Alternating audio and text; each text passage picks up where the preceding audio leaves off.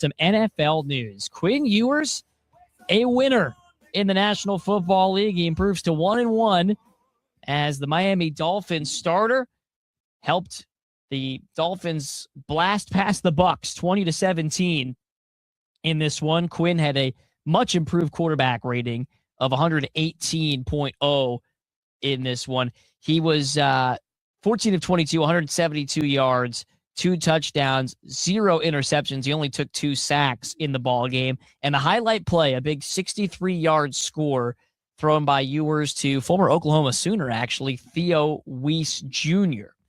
He found a good favorite target in tight end Greg Dulcich, number 85, who most people are used to seeing Darren Waller catching passes out of the tight end role for the Dolphins this season, as the Dolphins improved, by the way, to 7-9, dropped the Bucs to 7-9 on the season. Tampa still has a playoff scenario that we're going to get to in a minute here.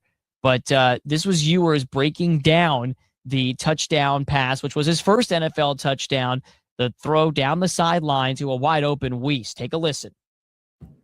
If I recall correctly, I think they were trying to show cover 0, and then they rolled out of it into cover 2.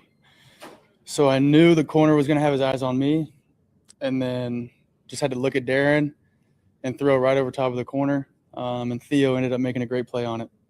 Yeah, great breakdown there by Ewers. And I think if you listened this morning to it was Cam Parker filling in for Mike Harge on the morning kickoff show, and they were joined by Nick Shuley and world's strongest man Mark Henry, always a fixture there.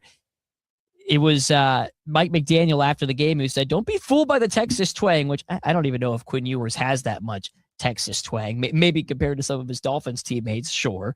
But Quinn is a very smart quarterback, and he is one of those guys that doesn't always, show his cards to you, but he is very much a quarterback who is showing in just a 2-start sample size that he has what it takes from a processing perspective to be able to execute an NFL offense, particularly an offense like Mike McDaniel's, which when it's working right, is pretty quarterback friendly. And so Ewers helps lead the Dolphins past the Bucs by a final score of 20-17. His teammates raving about him. It's certainly an exciting moment for Texas fans who have followed his career closely.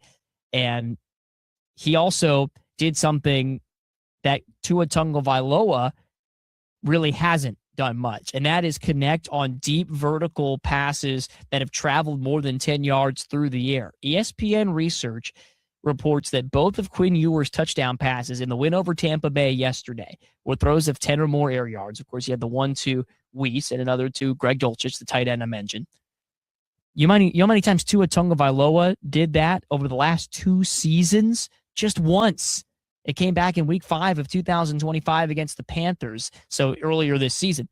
Quinn Ewers did something in his second start that Tua did just once in 2 seasons. So his ability to unlock that vertical passing element of this Dolphins offense, perhaps reason to give him some hope that he can compete for the job moving forward when you figure Tua Tagovailoa, with that money he is owed, is eventually going to be given another chance here. So Quinn Ewers